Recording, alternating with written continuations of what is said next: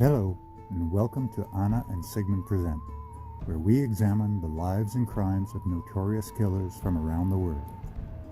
Some you may have heard of, others will be new to you. Either way, we'll be delving into dark and disturbing worlds not for the faint of heart. In the world of serial killers, few have reached the level of notoriety and infamy of Jeffrey Dahmer. Known as the Milwaukee Cannibal or the Milwaukee Monster, Dahmer was a serial killer and sex offender who raped, tortured, and dismembered at least 17 young men and boys in a crime spree that spanned 13 years. Add some necrophilia and cannibalism to the mix, and Dahmer very quickly established himself in his own category of dubious distinction. From modest roots, this seemingly unassuming youngster would become one of the most notorious criminals in American history. This is the story of Jeffrey Dahmer. The story that is Jeffrey Dahmer's life has captured the imagination of true crime media. No fewer than 5 movies have been made about his life, often starring big-named actors such as Jeremy Renner and Evan Peters. These have appeared on the silver screen, as well as appearing on streaming services such as Netflix. Similarly, many novels, true crime nonfiction, and graphic novels have been written about him. Television has seen a plethora of extended news items and documentaries around the world. A&E, Inside Edition, ABC, NBC, BBC, HLN, the Discovery Channel, and the Oxygen Channel have all produced shows about his life and crimes.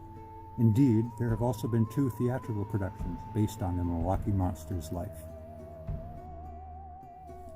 Jeffrey Lionel Dahmer was born the 21st of May, 1960, in Milwaukee, Wisconsin. He was the first of 2 children born to Joyce, a teletype machine instructor, and Lionel, a chemistry student at Marquette University. Dahmer developed a fascination for animals and their bones at an early age. His father took this as an interest in anatomy and science, and so he encouraged that interest. The Dahmers lived next to a wooded area teeming with wildlife, and Jeffrey would search out animals' bones to collect. His father showed him how to dissolve the flesh off of bones and how to bleach and store them. Dahmer would consider it to be a boon if roadkill was found. In a shed in their yard, Dahmer would store the animal parts and bones in jars. Dahmer enjoyed playing tricks on his friends, daring them to go in the shed and see what was in there. His behavior could have been seen as a little odd at the time, but it was dismissed as early academic curiosity. Dahmer began drinking in his freshman year of high school as a way to cope. Whilst he had a few friends, he was a bit of a loner and did not fit in, and alcohol became a crutch for him. When he reached puberty, he discovered he was gay, and he did not come out to anyone for years. His fantasies quickly began to incorporate his interest in dissection. One major fantasy he had was to completely dominate a sexual partner, dissect him, and then use the body for sexual gratification. As a way to make friends, or at least keep bullies away, Dahmer would make loud bleating noises, like sheep, and also have pretend fits or seizures, as if he had cerebral palsy. This became known as, quote, doing a Dahmer. Dahmer committed his first murder in June 1978, 3 weeks after his high school graduation. He picked up an 18-year-old hitchhiker named Stephen Mark Hicks, who was on his way to a rock concert. The bare-chested Hicks was attractive to Dahmer, but when the topic of girls came up, Dahmer realized that any sexual offer would be rebuffed. He lured Hicks back to his place with the promise of alcohol, where Dahmer strangled him with a dumbbell and then stood over him while he masturbated. The next day, he dissected the body and buried it in a shallow grave. Several weeks later, he exhumed the body, dissolved the flesh in acid, crushed the bones with a sledgehammer, and scattered them in the woodland area around his home. After a brief stint in the Army, where he was discharged honorably, even though it was due to his alcohol consumption, he moved to Florida to get away from the cold. His stay in Florida was less than a year, and in 1981 he moved to Ohio, where his father had found work as a research chemist. This situation did not last long, and he moved to West Allis, Wisconsin to live with his grandmother that December. It was in West Allis that Dahmer took to visiting gay bathhouses.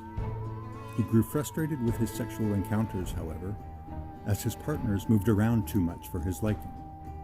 It was here that he took to luring men back to his home, drugging them, and then pleasuring himself on and with their unconscious bodies.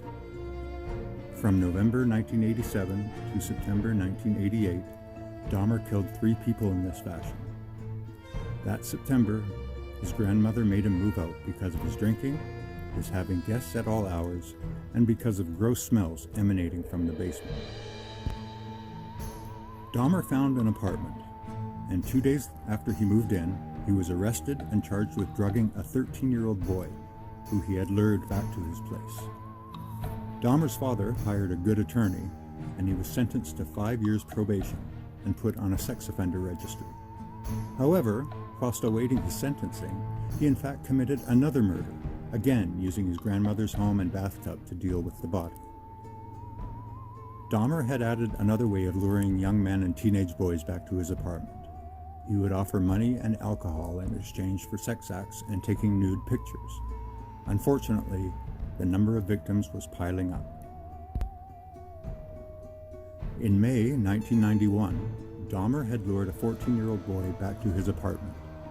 Dahmer plied him with alcohol and drugs and began experimenting on him while he was still alive. In fact, Dahmer drilled a small hole in the boy's head and poured acid into his frontal lobe. Unbelievably, the boy not only was alive, but conscious enough to escape. 3 prostitutes found him and called 911. Dahmer found the foursome prior to the police arriving, and he tried to take the boy back to the apartment. The women prevented this from happening until the police arrived. When they did arrive, they spoke to Dahmer first, and he explained that the boy was his 19-year-old boyfriend who had drunk too much. The women protested, saying the boy was in danger, but the police didn't believe them. They let the boy go with Dahmer, telling the women to mind their own business. On the 22nd of July, 1991, Tracy Edwards escaped Dahmer's apartment and flagged down 2 police officers, claiming that Dahmer had drugged him and threatened him with a knife. Upon entering the apartment, one of the officers found some incriminating Polaroid pictures. A brief scuffle ensued, and Dahmer very quickly was face down on the floor in handcuffs. It was then that the officers heard Dahmer say, "I should be dead for what I've done." A more detailed search of the apartment conducted by the Milwaukee Police's Criminal Investigation Bureau revealed a total of 4 severed heads in Dahmer's kitchen. A total of 7 skulls, some painted, some bleached, were found in Dahmer's bedroom and inside a closet.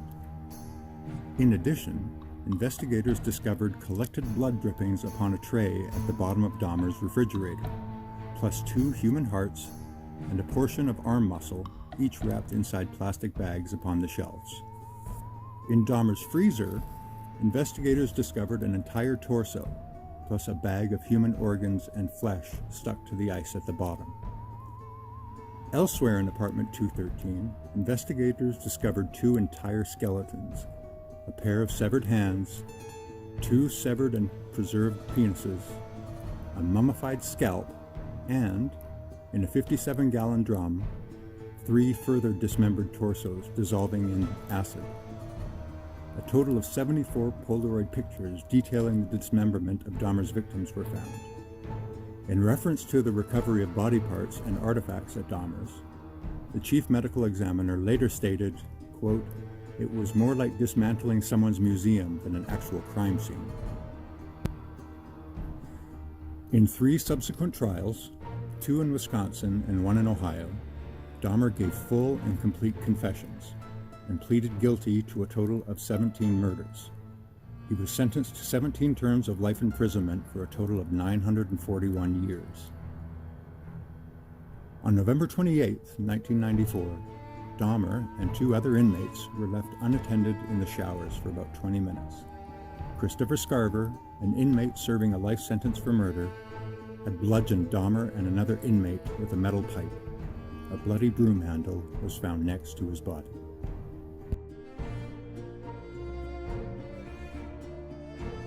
Thanks for watching. We hope you found this to be both entertaining and informative. If you have any suggestions for topics, please let us know in the comments down below. We'll do our best to accommodate your wishes. Don't forget to like and subscribe, and hit the notification button. It's just a few clicks for you, but it means a lot for us. You can also help the channel by becoming a patron. Click the link in the description if this is a way you can support us. Any help you give our channel is greatly appreciated.